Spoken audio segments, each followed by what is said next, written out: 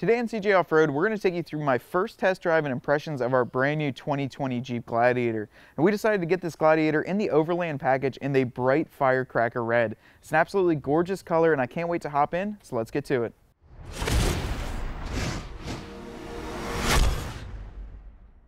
Alright guys, so we just hopped into the Jeep and I really wanted to drive it before we started lifting and modifying it. You know, that's what we do here at CJ Off-Road. So we take these vehicles from basically a stock platform, completely customize them, modify them, you know, lifts, wheels, tires, bumpers, lights, anything that you can throw on these vehicles, we do. Before I do all that, I'd really like to get kind of a baseline in my first impression. To be honest with you guys, this is only my second time ever driving a Gladiator, and this is the first time ever driving one that is owned by the company or allowed to be worked on by the company frequently. So my first impressions of the Overland Gladiator is that the interior of this thing is absolutely plush. It is gorgeous. It's completely leather wrapped. It's got leather wrapped steering wheel, seats, heated seats, pretty much everything you could ask for inside of a brand new vehicle. It's really luxurious, and that's kind of one of the neat things, because once I start lifting and modifying it, on the outside it's going to be completely rugged, ready to go anywhere, you know, winch, lights, all that fun stuff. But then when you hop on the inside of the vehicle, it's going to be super comfortable and super plush. So right away, that is going to be my first impression for the interior. It is awesome. We've got the 8.4 upgraded screen, as well as the upgraded sound system, pretty much everything you can throw inside this thing. Then on the outside, we did add the color match fender flares, as well as the color match top. Got the LED group, as well as I believe the tow group. I'll have to go check on that. But yeah, got the auxiliary switches and a couple other add-ons that if you're getting a new Gladiator, you should probably do, because it if you don't want to buy them from us, which you can, and I highly suggest, Jeep will actually install it at the factory for you, the auxiliary switches and stuff like that. But if you're one of those do-it-yourselfers, I do have installation videos for the auxiliary switches, the hitches, anything you can think of, and we're going to be installing a ton of parts on this, so be sure to follow along with this. But right now, we're going to take it on the highway, and I'm going to give kind of like my first impressions driving down the highway, because as I mentioned in just about any other video, if you're a Jeep owner, if you're a car owner, 95% of your driving is going to be on the highway. If it's more than that, great. It's great for you. But for most of us, it's going to be about 95% of the time you're going to be on the highway. So might as well enjoy your vehicle and see how it does on the highway, because that's where you're going to be most often. So there's just the auto stop start kicked off, which I kind of forget about because I have a Hemi in my Jeep. That was the quickest way to delete it for me. But let's pull onto the highway and see how she does. One of the first things you're going to notice is that the V6, the brand new 3.6 liter Pentastar, really does have a good amount of power with a decent fuel economy as well. I believe the average between city and highway driving was about 19 miles per gallon for the Overland model. Now, we're obviously going to take that mile per gallon rating and completely throw it in the trash when we lift it, modify it, and throw 35s or 37s, or however big we go up in tire size. But for the most part, if you've got a stock Jeep and you're thinking about keeping the Gladiator stock, even if you've got a Rubicon, I'd probably say that you'd be safe to be around the 17 or 18 mile per gallon range combined. You know, normally it's a little bit less than what they have recommended on the sheet when you initially buy it, but overall on the highway, this thing is really smooth. I mean, it's a stock vehicle, and it's exactly what you'd expect. I'd even go as far as saying it is a much smoother ride than the four-door JL.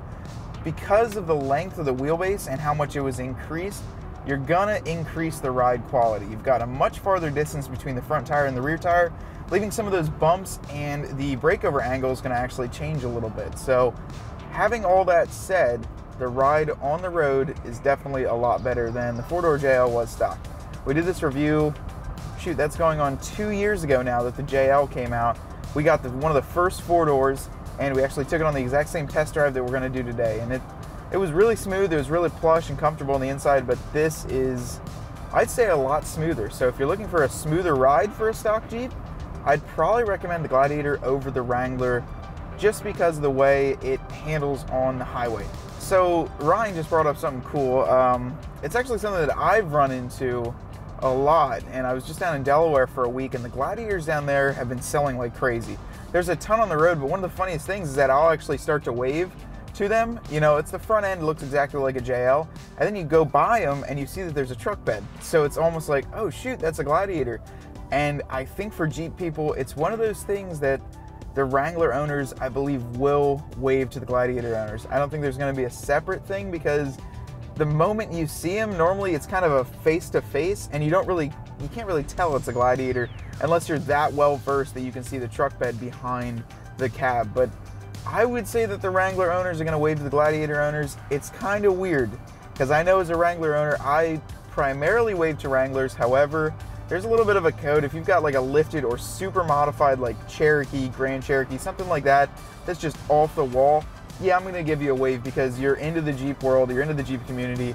But I think the Gladiator and the Wrangler are gonna wave to each other. I don't know, we'll have to see how that plays out. I know I'm gonna be waving to people inside the Gladiator, and I hope that all you new Gladiator owners or Wrangler owners are waving. So one of the cool things too with the Gladiator is that they actually didn't bring over the Sahara name. They brought over the Sport S, as well as the Rubicon. However, they changed the Sahara to Overland, which I believe is a pretty good move for them because the Overland name really is something that's up and coming in our culture of off-roading, and it's really been growing here lately, especially in the West Coast. You know, you've got people going out with rooftop tents, you've got people going out and literally overlanding as a verb.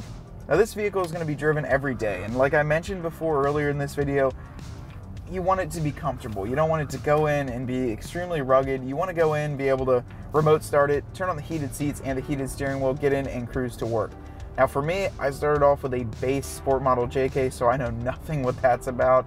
I didn't have heated seats, heck, I didn't even have power windows. So getting into this thing, it is absolutely fully loaded, and changing it from a Sahara to the Overland, it's just a name change. Everything that I've been able to see inside this Jeep is pretty much exactly reminiscent of a Sahara JL. So if you're looking for that trim package in the JL in the Wrangler, then that's going to be your Overland in the Gladiator. So as I'm looking around the interior, you know, it's got leather wrap dash, leather wrap top section here, the steering wheel, all that, it's all soft touch leather, and it's just really nicely done. It's a Sahara package that's been renamed to Overland for the Gladiator. I think it's a cool move, just being that we've changed the name a little bit, and it's something that is really relevant in the off-road world. But yeah, overall, interior is going to be the same as the Sahara, just with a different name. But in a sense, driving this as a stock vehicle is really fun. We're on back roads right now, we're zipping around, and this thing has a lot of pep. It's got 373 gears in it, meaning that it is a little bit quicker. And with those stock highway tread tires, you can actually get moving pretty well, which is kind of impressive for this. The 8-speed trans is absolutely perfect. I'm super glad that Jeep decided to put those in on the automatic side of things. It shifts exactly where it needs to be, keeps the RPM super low, and I'm still, even with backcountry driving, averaging about 20 miles per gallon, which in a small or mid-sized pickup, that is an impressive number. And this is a blast to drive. Now for this, I don't want to go extremely crazy just yet.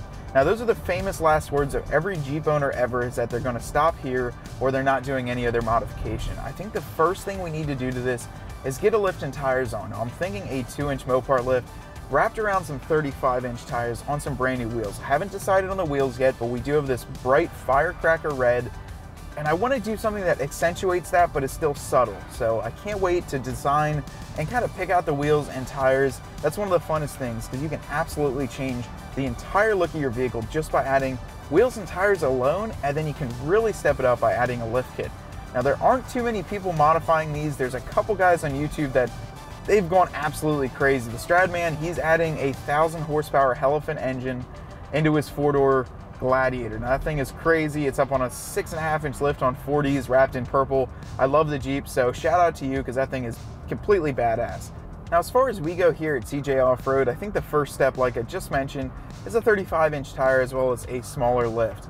We're gonna literally go through and pull this thing apart and show you the ins and outs of this Gladiator. There's not too many people that have these, and there's not really too many that are willing to go the extra mile and show you guys how to install the parts, how to have a good time, and then how to work on your own vehicle. So that's one of the main goals of us here at CJ Off-Road, is to get you guys out there and feel confident on how to maintain and work on your own vehicle and buy the best parts from us here at CJ's. Now, if you guys are interested into what we have in store for this Gladiator, definitely make sure you subscribe to our YouTube page, as well as go on all of our social media outlets. We've got a Facebook as well as an Instagram. And if you're local to the PA area, throughout the summertime, we do go to pretty much all the events up and down the East Coast, and more than likely this Gladiator is going to be there. So if you guys want to come check it out, make sure you do that. And if you can, be sure to follow us along on social media and YouTube. Until that time, I'm going to be wrenching on this Gladiator, and I hope you guys will follow along.